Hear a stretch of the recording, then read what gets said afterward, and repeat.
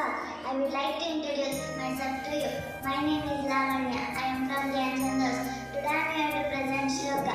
This shloka is from chapter 2, verse 48. Yogastan kuru karmani sangam tyatva dhananjaya siddhya siddhyo samo bhutva samatvam yoga yukte.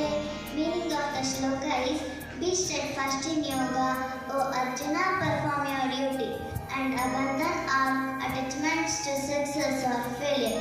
Such evenness of mind is called yoga. Thank you, and have a nice day.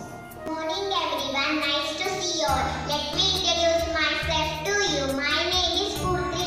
I am from 2nd standard. Today I am here to present shloka presentation.